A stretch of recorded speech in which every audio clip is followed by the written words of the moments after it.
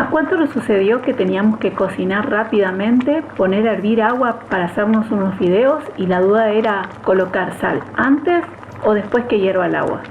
¿No les pasó que cuando colocaron sal antes de que hierva el agua tardó más en hervir? Esto tiene que ver con una de las propiedades coligativas, la elevación del punto de ebullición. Veamos por qué. Analicemos el potencial químico en cada una de las fases para un sistema líquido en equilibrio con su vapor.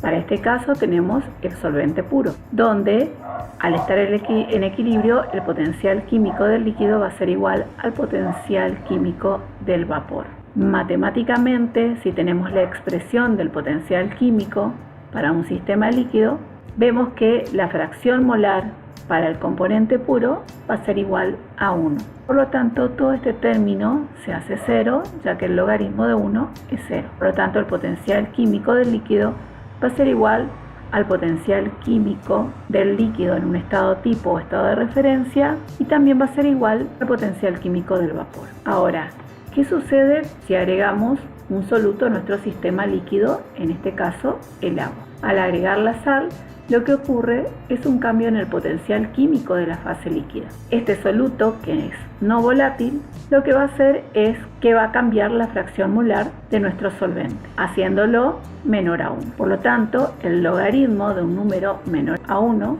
matemáticamente nos va a dar un valor menor a 0. Por lo tanto, nuestro potencial químico del líquido va a ser ahora menor que el potencial químico del líquido en un estado tipo o de referencia.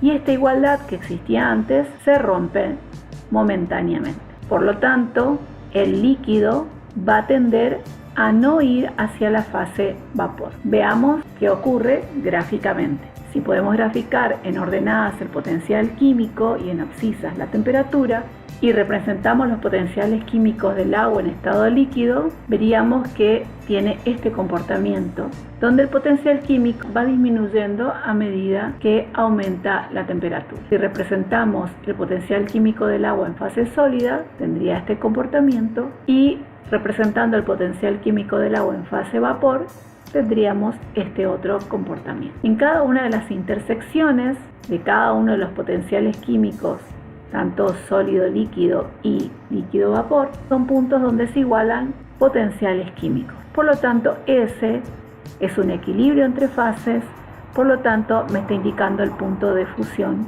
de un sistema de componente puro. Cuando vamos a la intersección entre el potencial químico del líquido y el potencial químico del vapor, esa intersección es una igualación de potenciales químicos, hay un equilibrio entre fases, por lo tanto lo que me está indicando acá es la temperatura de ebullición del componente puro. Habíamos visto que al agregar el soluto, para nosotros la sal, el potencial químico de lo que ahora llamamos solución va a disminuir. Y si trazamos el comportamiento en esta gráfica, nos quedaría de esta forma. Vemos que el potencial químico de la solución es menor que el potencial químico del componente puro. Y esto ocurre nada más en la fase líquida, ya que es aquí donde se produce la interacción entre ambos componentes, solvente y soluto. En las otras fases, tanto sólido como vapor, el soluto no va a intervenir. Bien, ahora señalemos el nuevo punto de intersección para, en este caso, nuestra solución, el potencial químico de la solución y el potencial químico del vapor. Buscamos el punto de intersección y ese va a ser nuestro equilibrio entre fases, por lo tanto, está marcando la temperatura de ebullición.